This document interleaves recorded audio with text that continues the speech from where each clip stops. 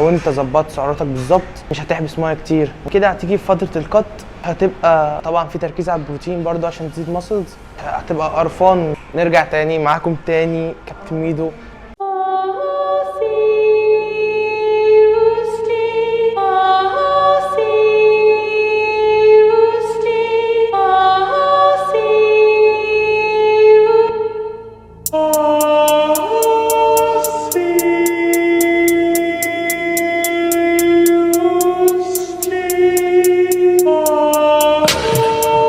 نتكلم النهارده بقى فتره البالكينج. اول حاجه في حاجه اسمها كلين بالك، حاجه اسمها ديرتي بالك. نتكلم في ايه؟ خش على الكلين بالك. كلين بالك يعني رز مسلوق، مكرونه مسلوقه، بطاطس، فاهم؟ اترس بقى اترس.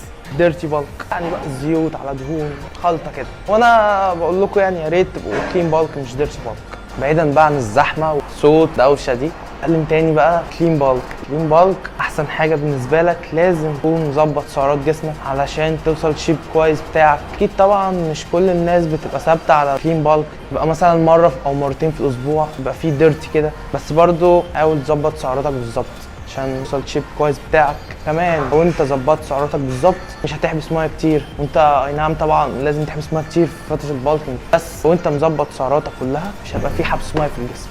وبرده ما تشربش ميه قوي كتير، يعني ما تشربش 6 لتر، لا كتير جدا. كده هتيجي في فتره الكت هتبقى قرفان حكايه الميه دي، وهي اصلا الميه اهم حاجه في فتره الكت مش البالك. كمان انصحكم في فتره البالك يبقى 6 وجبات في اليوم، برضو سواء فتره الكت تبقى 6 وجبات في اليوم. هي بقى الفكره السعرات بتاعتك. اكيد طبعا في الكت تبقى كل حاجه بتبقى ركز عليها، البروتين والكارب بيبقى قليل، طبعا في نسبه دهون صحيه.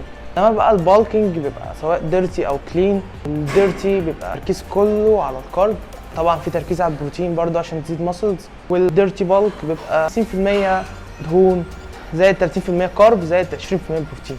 بس كده، ودي نهايه حلقتنا النهارده، ورب تكونوا استفدتوا بالفيديو. ما تنسوش تعملوا سبسكرايب للقناه، شيروا الفيديو لاصحابكم، واللي عايز اي حاجه كلمني على الانستا هتلاقي اللينك في البايو. السلام عليكم. كابتن ميدو السلام عليكم، معاكم كابتن ميدو. النهارده هنتكلم في حلقه ماشي سيبكم منه يا عم، كمل جيب الاول والله جامد. متنسوش تعملوا سبسكرايب للفيديو، تنشروا الفيديو لاصحابكم. سبسكرايب للفيديو